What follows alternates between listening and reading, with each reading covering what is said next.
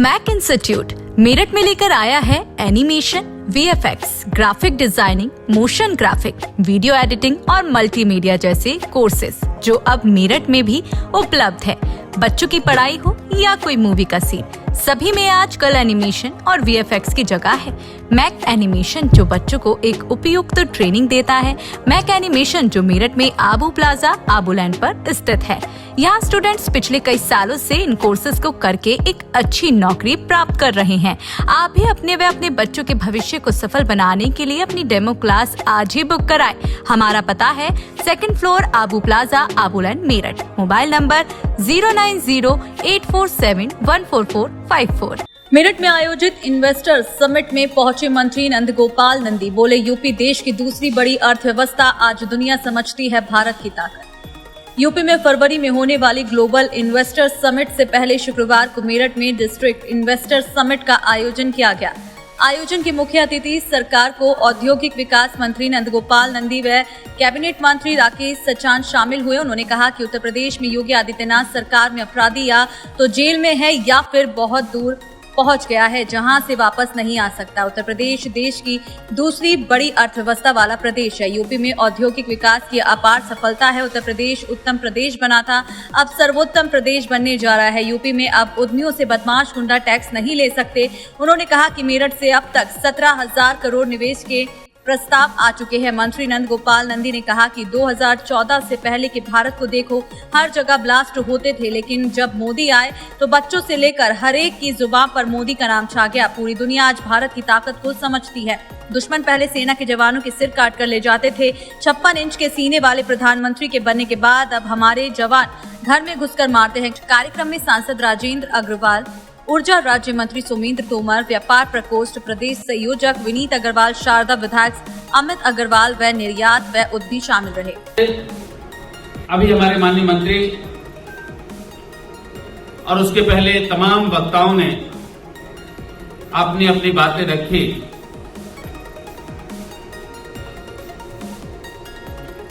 Vishwakarma industrial park के संस्थापक ठाकुर साहब ने भी जो हम लोग कहेंगे, जो माननीय मंत्री जी ने कहा, वो सारी बातें भी आपने बहुत अच्छे से, कहते गागर में सागर भरते हुए, आपकी भाषा में, आपका जब कोई व्यक्ति आपके बीच से खड़ा हुआ कोई व्यक्ति मन से बोलता है, हम सरकार में हैं और सरकार में रहते हुए हमें बहुत मर्यादा का ख्याल रखना होता, हमें क्या बोलना है क्या नहीं बोलना है। लेकिन आपने जिस सरल भाषा से सबको समझाया, जोरदार ताली ये बता रही थी कि सब लोग मन से ताली बजा रहे हैं। देखिए, मैं ये सफेद कागज है, ये काला माइक है। काले माइक को सफेद बताऊंगा, कोई ताली नहीं बजाएगा। सफेद इस पेपर को काला बताऊंगा, कोई ताली नहीं बजाएगा। लेकिन जब मन से कोई बात आदमी महसूस करता है तो ऑटोमेटिक हाथ उठता है, दिल दिमाग में वो बात अच्छी लगती है, इसलिए जोरदार ताली बजती है। हम सब का परम सौभाग्य है कि आज हमारे देश की बागडोर एक परम तपस्वी आदरणीय नरेंद्र मोदी जी के हाथों में सुरक्षित है। जहां एक और देश की बागडोर एक परम तपस्वी आदरणीय नरेंद्र मोदी जी के हाथों में सुरक्षित है, तो दूसरी ओर इस प्रदेश की बागडोर एक कर्मयोगी मुख्यमंत्री योगी आदित्यनाथ जी के हाथों में। ये दोनों नेता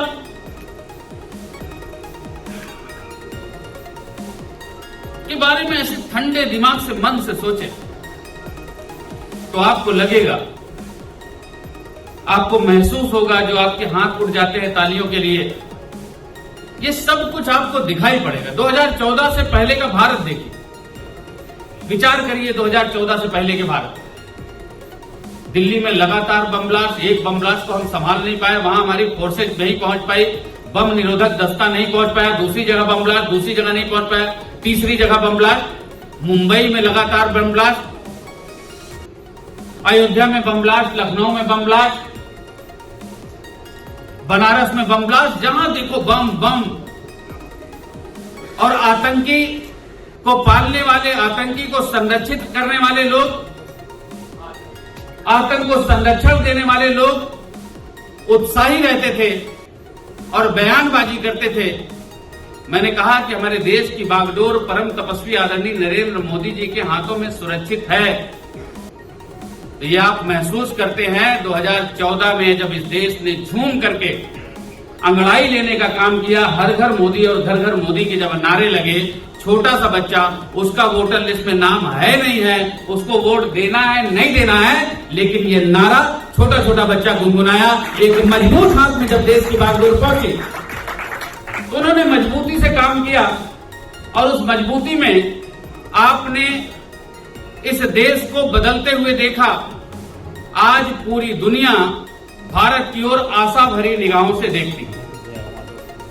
दुनिया का कोई भी आदमी को लगता है कि माननीय प्रधानमंत्री नरेंद्र मोदी जी के इन्वॉल्व हो जाने से हमारे देश की समस्या का समाधान हो जाएगा, इनका हमारे साथ आ जाने से हम मजबूत हो जाएंगे। ये पूरी दुनिया आज महसूस करती है, चाहे वो यूक्रेन और रशिया का वार की बात, चाहे जिस तरह की बात कर लीजिए, दुश्मन को उनकी भाषा में उनके घर में घुस करके जवाब देने की बात हो।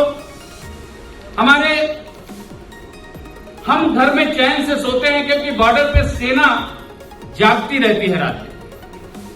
कितने कितने लोगों के सेना के हमारे जवानों के सर काट के ले जाते थे और सरकार कहती थी वहां पर 2014 से पहले कि हम इसका कड़ाई से बदला लेंगे, हम अब हुआ तो देख लेंगे, लेकिन कभी हिम्मत नहीं हुई इस 56 इंच के सीने वाले प्रधानमंत्री जी ने घर में घुस करके मार करके जवाब देने का काम किया।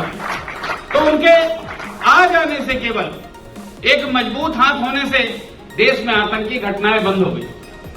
देश में आतंकी घटनाएं बंद हुई, आतंकी थर थर कांपने लगे। जो आतंकी आंख दिखाते थे, डराते थे, खुद डर करके भागने लगे। उसी तरह से जब इस प्रदेश की बागडोर एक कर्मयोगी मुख्यमंत्री योगी आदित्यनाथ जी के हाथों में आई, देश के प्रधानमंत्री के लिए इस देश में रहने वाले 130 करोड़ लोग उनके परिवार हैं।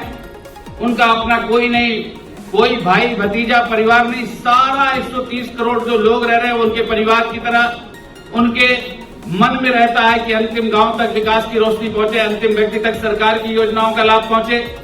उसी तरह से प्रदेश के मुखिया योगी आदित्यनाथ जी ने जिस दिन से प्रदेश की बागडोर संभाली है, उस दिन से गुंडे और अपराधी और माफिया या तो जेल की सलाखों में अपने किए की सजा भुगत रहे हैं, कुछ बहुत दूर चले गए जहां से आना असंभव है, बहुत दूर चले गए। आप सोचिए, काला मुकील, यही आसपास कैसे कैसे कैसे वो लोग वसूली करते थे, कैसे कैसे गुंडागर्दी करते थे। ये गुंडागर्दी समाप्त हुई लोगों के घर में घी के दिए जले उसके इनकाउंटर पे, उसके मारे जाने पर। ये सारी जो व्यवस्थाएं दी, 10-10 जिले, 5-5 जिले एक माफिया चलाता था, कहीं अतीक अहमद चलाते थे, कहीं मुख्तार अंसारी चलाते थे, कहीं काला मुकील, जैसे ऐसे 10-10 जिले, 5-5 जिले ऐसे प्रदेश को चलाने का काम करते थे। ये दोनों हमारे नेता ने, एक ने आतंकियों को खत्म करने का काम किया, एक ने प्रदेश के गुंडों को खत्म करने का काम किया। यहाँ इंडस्ट्री वाले हैं, हम सेल टैक्स देते हैं, हम इनकम टैक्स देते हैं, हम तमाम तरह के जल कर देंगे, हम वाटर टैक्स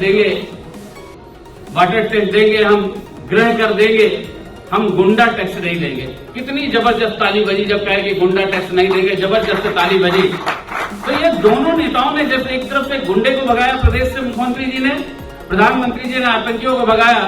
मैं अपने दोनों नेताओं के लिए कहना चाहता हूं कि है गरज ऐसी कि सुनकर सारे दुश्मन ढेर है, दिख रहा है योगी मोदी भारत के दो शेर हैं, दिख रहा है योगी मोदी भारत के दो शेर हैं। जिस तरह से प्रदेश में गुंडे और माफिया समाप्त हुए, खत्म हुए, उसी का नतीजा है कि आज प्रदेश में इतना अच्छा माहौल बना है। अंतिम गांव तक विकास की रोशनी पहुंचे, अंतिम व्यक्ति तक सरकार की योजनाओं का लाभ पहुंचे, इसके लिए माननीय मुख्यमंत्री जी काम कर रहे हैं। अभी जैसे हम लोग विदेश गए थे, माननीय मुख्यमंत्री जी ने एक मंत्री समूह का गठन किया और 16 देशों में, दुनिया के 16 देशों में 21 सिटीज में हम लोगों ने जाके रोड शो किए। और आपको बताना चाहते हैं, ऐसे उत्साही है लोग, आदरणीय प्रधानमंत्री जी के नाम पर ऐसे उत्साही हैं लोग, आदरणीय मुख्यमंत्री जी के नाम पर ऐसे उत्साही हैं लोग। 21 सिटी में जब हमने दौरे किए और जब मंत्रिमंडल का समूह मुख्यमंत्री जी के सामने अपना रिजल्ट, अपना जो एक्सपीरियंस था हम लोगों ने शेयर किया, 7,12,000 करोड़ रुपए के प्रस्ताव, 7,12,000 करोड़ रुपए के हमें प्रस्ताव प्राप्त हुए यहाँ पर इंडस्ट्री लगाने के लिए। मोदी जी के नेतृत्व में आज दुनिया में सबसे अच्छा डेस्टिनेशन बनकर के उभरा है भारत इंडस्ट्री लगाने के। भारत सबसे अच्छा डेस्टिनेशन है। आज हमारे पासपोर्ट की वैल्यू बढ़ी है। पासपोर्ट देखते ही लोग सम्मान से आपको रास्ता देते हैं जाने के लिए, अगर विदेश की बात करें तो। मोदी जी के नेतृत्व में पूरी दुनिया में भारत सबसे अच्छा डेस्टिनेशन है इंडस्ट्री लगाने के लिए। तो मैं ये कह सकता हूं दावे के साथ, इंडस्ट्री लगाने के लिए भारत अगर सबसे अच्छा डेस्टिनेशन है तो भारत में उत्तर प्रदेश सबसे अच्छा डेस्टिनेशन बन करके उभरा है। 2017 से 2022 में उत्तर प्रदेश उत्तम प्रदेश बना है, अब सर्वोत्तम प्रदेश बनने की ओर अग्रसर है। और उस सर्वोत्तम प्रदेश बनाने में आप सबका योगदान मांगने के लिए आया हूं और आप सबका योगदान चाहता हूं। जब हमने मुख्यमंत्री जी के सामने अपना लेखा जोखा प्रस्तुत किया तो माननीय मुख्यमंत्री जी ने घरेलू रोड शो की भी शुरुआत करी मुंबई से। घरेलू रोड शो की कमान खुद उन्होंने अपने हाथ में संभाली। हम लोग साथ साथ गए और मुंबई में टाटा, बिरला, अंबानी, अडानी, महिंद्रा, गोदरेज, ये सारे जो हमारे देश के बड़े उद्योग घराने हैं, सबके साथ 1-to-1 मीटिंग हुई। और हम आपको बताते हुए गर्व महसूस हो रहा है, उत्तर प्रदेश की जो बदली हुई छवि है, जो कानून व्यवस्था की बात है और जिस तरह से आज उत्तर प्रदेश हर चीज में समृद्धिशाली है, सभी तरह से समृद्धिशाली है। मैं अभी डिटेल में बताता हूं। वहां पर 5 लाख करोड़ से ज्यादा के प्रस्ताव हमें प्राप्त हुए इंडस्ट्री लगाने के लिए उत्तर प्रदेश में। फिर मैंने माननीय मुख्यमंत्री जी से चर्चा करी। मुख्यमंत्री जी ने हमें दिल्ली भेजा और दिल्ली में भी 3 लाख करोड़ रुपए के एमओयू प्राप्त हुए इंडस्ट्री लगाने के। हमने फिर चर्चा करी कि हमारे जो प्रदेश में ऑलरेडी काम कर रहे हैं, चाहे पसवाड़ा पेपर मिल हो, चाहे डीएस ग्रुप हो, चाहे हल्दीराम हो, चाहे बीकानेर वाले हो, चाहे ओकाया बैटरी हो, चाहे एक्सन शूज हो, ऐसे जितने भी बड़े इंडस्ट्रीज हैं, चाहे ज्ञान दूध हो, इन सब को बुला करके हम लोगों ने एक मीटिंग करी। 79 प्रस्ताव प्राप्त हुए। 79 प्रस्ताव में 76,687 करोड़ रुपए के एमओयू प्राप्त हुए। वो 76,687 करोड़ ऐसे हमने हल्दीराम वालों से कहा, बाबूजी 1400 करोड़ बस, देखो बेटा जितना हम कर पाएंगे उतना ही करेंगे। जो एक इंडस्ट्रियलिस्ट, एक बनिए की, एक व्यापारी की, जो व्यापार करने वाला होता है, उसकी जो पहचान होती है वो कोई ज्यादा की बात, बड़ी बात नहीं, जितना हम कर सकते हैं उतनी करने का। जो 5 साल में एक्सपेंशन करेंगे और 5 साल देखा है, अभी हम इतना करेंगे, 5 साल बाद और करना हो तो और करेंगे। इस तरह से 76,687 करोड़ रुपए के हमें एमओयू प्राप्त हुए। तो निश्चित रूप से 10 लाख से 17 लाख करोड़ का हमारा टारगेट हुआ। और जिस तरह से उत्साह अभी मुझे बताया गया कि यहाँ पर 10,000 करोड़ रुपए के पहले प्रस्ताव प्राप्त हुए थे। फिर जब आज की डेट फाइनल हुई तो आते आते 17,000 करोड़ हो गया। अभी हमारे मंत्री जी कह गए कि 20 दिन अभी और बचा है।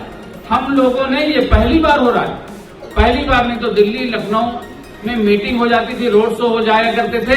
18 के 18 मंडल में और 75 के 75 जिले में रोड शो हो रहा है। जिसकी छोटी सी फैक्ट्री है वो सोचता है कि हम इसको बड़ा कर लें, हमारा प्रोडक्शन 50 टन का है तो हम 100 टन कर लें, तो उसको ऑटोमेटिक कर ले, मैनुअल है तो कैसे ऑटोमेशन पे ले आए। हर कोई के मन में उत्साह आया है, हर कोई इस उत्साह के साथ लगा हुआ है। निश्चित रूप से बहुत सारे लोगों को रोजगार भी मिलेगा। उत्तर प्रदेश भारत की सबसे बड़ी, तेजी से बढ़ती हुई अर्थव्यवस्था है। उत्तर प्रदेश भारत की सबसे तेजी से बढ़ती हुई अर्थव्यवस्था है। उत्तर प्रदेश की स्थिति, उत्तर प्रदेश की अर्थव्यवस्था $1 ट्रिलियन की इकोनॉमी बने, इसके लिए केवल ऐसे नहीं कि मंच पे भाषण दे दिए, बोल के चले गए, बोलते रहे, $1 ट्रिलियन की इकोनॉमी बने, इसके लिए भी माननीय मुख्यमंत्री जी ने सभी सीनियर मिनिस्टर को बुलाया, बैठाला और जितने भी सरकार के वरिष्ठ अधिकारीगण हैं, सभी जो एडिशनल चीफ सेक्रेटरी, खुद चीफ सेक्रेटरी और माननीय मुख्यमंत्री जी ने सबको बैठाल करके सबकी राय मांगी। राय मांगने के बाद डिलॉयट जैसी, केपीएमजी जैसी कंपनी, डिलॉयट जैसी कंपनी, केपीएमजी जैसी कंपनी, ये सारी बड़ी कंपनियां जो बहुत ही रेपुटेटेड कंपनियां हैं, इनको भी अपने साथ इंगेज करके किस किस विभाग में कौन कौन सा बॉटल नेक है, कहां रुकावट है इंडस्ट्री लगाने के लिए, कहां पर कौन सी रुकावट है, जमीन कोई खरीद लेता है वहां क्या समस्या आती है, ये सब कुछ रिव्यू करके उसका समाधान हम कैसे कर सकते हैं, ऐसे डिलाइट कंपनी को जोड़ करके इस उत्तर प्रदेश की अर्थव्यवस्था $1 ट्रिलियन की इकोनॉमी हो, इसके लिए भी हम काम कर रहे हैं। उत्तर प्रदेश में क्यों इंडस्ट्री लगाने लोग आ रहे हैं, क्यों इंडस्ट्री लगाना चाहते हैं, हम में से सबने देखा है। मैं खुद भुक्तभोगी हूं, मैं बसपा सरकार में मिनिस्टर था, किसी मिनिस्टर को रिमोट बम से उड़ा देना माने पूरी सरकार को चुनौती देना, मिनिस्टर को बम से उड़ा देना माने सरकार को चुनौती देना। उत्तर प्रदेश सरकार कहा जाता है ना मिनिस्टर को, तो सरकार, पूरी सरकार को चुनौती देना। मिनिस्टर को बम से उड़ा दिया गया और बम से उड़ाया गया जब हम बसपा में स्वयं मिनिस्टर थे, मंदिर में जल चढ़ाने के लिए। इंडियन एक्सप्रेस का एक सीनियर जर्नलिस्ट मारा गया, एक पुलिस का गनर मारा गया, एक सिविल गनर मारा गया, एक गाय मर गई, एक कुत्ता मर गया और आरसीसी के बाल उड़ गए, मतलब सरिया दिखने लगी, दीवारों में छेद हो गए। ये पूरा हाथ में जैसे बम हुआ, मैंने हाथ से किया, हाथ हो गया, ये गला, ये पेट, जैसे 2 पल्ले का दरवाजा से ऐसे कोट खोल दो, ऐसे पेट फूला था। 8 हफ्ते 7 महीने 7 दिन इलाज चला, बच करके आया। मैं इसलिए ये सारी बातें बता रहा हूं, हम सेल टैक्स देते हैं, हम इनकम टैक्स देते हैं, हम मंदिर में चंदा, मस्जिद बन रही चंदा, कुछ भी, हम जहां भी कोई गुरुद्वारा है, जागरण है, जो भी होता था उसमें चंदा देते थे। लेकिन गुंडों को, अपराधियों को क्या लगता था कि नहीं, इनसे गुंडा टैक्स भी लेना है। इंडस्ट्रियल एरिया में आप जानते हैं क्या स्थिति थी, कोई भी टेढ़ा मेढ़ा आदमी कहता हमारा मैनेजर रख लो, नहीं मैनेजर को नहीं रख सकते भाई, उसकी स्किल ऐसी नहीं है, हमारे यहाँ नहीं मैनेज कर, अच्छा हमारा लेबर रख लो, लेबर नहीं रख सकते, अच्छा हमारा गार्ड रख लो। किसी ना किसी रूप में इंडस्ट्री को परेशान करते, इंडस्ट्रीज को परेशान करते थे, इंडस्ट्री वाले को परेशान करते थे कि किसी, चाहे लेबर रख लो, गार्ड रख लो, दूरी की बात करेगा और शिकायत हो गई तो हमारी खैर नहीं, इसलिए गुंडे भाग खड़े हुए हैं। जब हम सरकार में आए थे, कहते जिस गाड़ी में सपा का झंडा समझो उसमें बैठा गुंडा, नारा लगता था। जितना बड़ा समाजवादी पार्टी का नेता उतना बड़ा गुंडा, जितना बड़ा समाजवादी पार्टी का नेता उतना बड़ा गुंडा होता था, जितने उसके ऊपर मुकदमे होते थे उतना बड़ा गुंडा होता था। आज उस चीजों को समाप्त करके जेवर एयरपोर्ट की भी बात करें, जेवर एयरपोर्ट की बात करें तो जेवर एयरपोर्ट 20 साल से आप सब सुनते आए। हम तो जब से राजनीति में आए, 2007 में राजनीति में आए, 2007 के बाद से ही होश संभाला और राजनीति में आए, लेकिन 2007 से पहले से आप सुनते आए होंगे जेवर एयरपोर्ट, जेवर एयरपोर्ट। कब? जब लोकसभा का चुनाव हो, जब विधानसभा का चुनाव हो, तब जेवर एयरपोर्ट बनेगा। उसके बाद बोतल में जिन्न की तरह गायब, बोतल में जिन्न की तरह निकला फिर गायब। वो जेवर एयरपोर्ट आपके इस बेटे को सिविल एविएशन मिनिस्टर की जिम्मेदारी मिली थी। उस जेवर एयरपोर्ट के साथ साथ आपको इस बात का गर्व होगा, गौरव होगा, उत्तर प्रदेश को देश का पहला राज्य होने का गौरव प्राप्त होने जा रहा है। जेवर एयरपोर्ट एशिया का सबसे बड़ा एयरपोर्ट, 19 एयरपोर्ट के साथ 14 डोमेस्टिक एयरपोर्ट और 5 इंटरनेशनल एयरपोर्ट वाला देश का पहला राज्य उत्तर प्रदेश होने जा रहा है। केवल 2 एयरपोर्ट संचालित थे 2017 में, केवल 2 एयरपोर्ट, और केवल 24 जगह उड़ान भरता था उत्तर प्रदेश। आज 9 एयरपोर्ट संचालित है और 80 जगह उड़ाने भर रहे हैं, 80 नहीं 90 जगह उड़ाने भर रहे हैं और बहुत जल्दी 14 डोमेस्टिक और 5 इंटरनेशनल एयरपोर्ट आपको मिलने जा रहा है। हम एक्सप्रेसवे, पिछली सरकारों ने, चाहे सपा रही हो, चाहे बसपा रही हो, चाहे लंबे समय तक कांग्रेस, कभी इन्होंने नहीं सोचा इंडस्ट्री आ जाए, कभी नहीं सोचा हॉस्पिटल्स अच्छे हो, कभी नहीं सोचा एयर कनेक्टिविटी अच्छी हो, कभी नहीं सोचा ट्रांसपोर्ट सिस्टम अच्छा हो। केवल और केवल क्या करें, हमारा वोट बैंक बढ़ जाए, तुष्टीकरण में हम क्या कर दें कि हमारा ये मुस्लिम वोट खुश हो जाए या हमारा दलित वोट खुश हो जाए, क्या कर दें हम यादव खुश हो जाए, क्या कर दें हम मुस्लिम खुश हो जाए, केवल और केवल यही सोचा। लेकिन हमारी सरकार ने सबका साथ, सबका विकास, सबका विश्वास, सिर्फ नहीं ये नारा, ये उद्देश्य हमारा ये धरातल पर दिखाने का काम किया। आज एक्सप्रेसवे की बात करें, पूरे देश का जो एक्सप्रेसवे का नेटवर्क है, पूरे देश में जितना एक्सप्रेसवे है उसका अकेले 37.7% उत्तर प्रदेश में, 37.7%। अब 37.7% उत्तर प्रदेश में है। मेरठ एक्सप्रेसवे, मेरठ का जो हम गंगा एक्सप्रेसवे बनाने जा रहे हैं, 6 और एक्सप्रेसवे बन रहा है।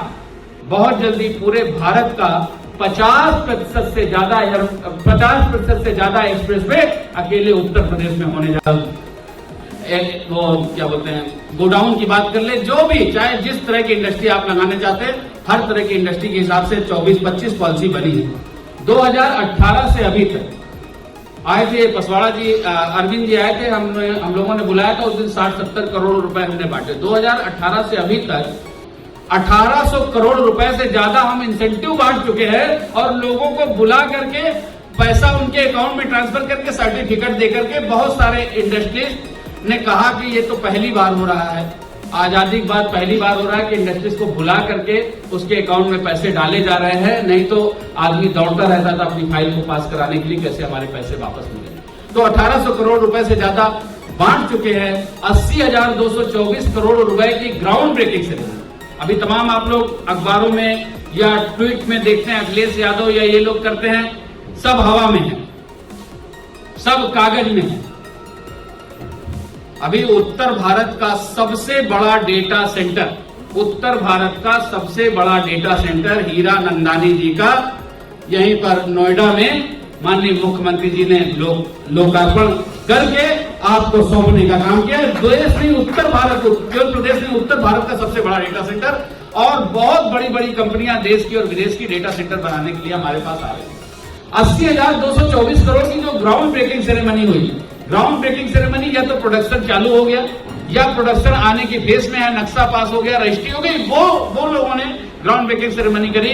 और 4,68,000 करोड़ के हमारे एमओयू हुए थे। 4 लाख करोड़ से ज्यादा हमारे धरातल पर फैक्ट्रियां चालू हो गई है, इंडस्ट्री चालू हो गई है, प्रोडक्शन शुरू हो गई। अब इतने लोगों ने यहाँ 17,000 करोड़ का किया है। हो सकता है किसी की कोई समस्या, घटना, दुर्घटना से हो सकता है किसी का ना हो, लेकिन किसी का और हो जाएगा।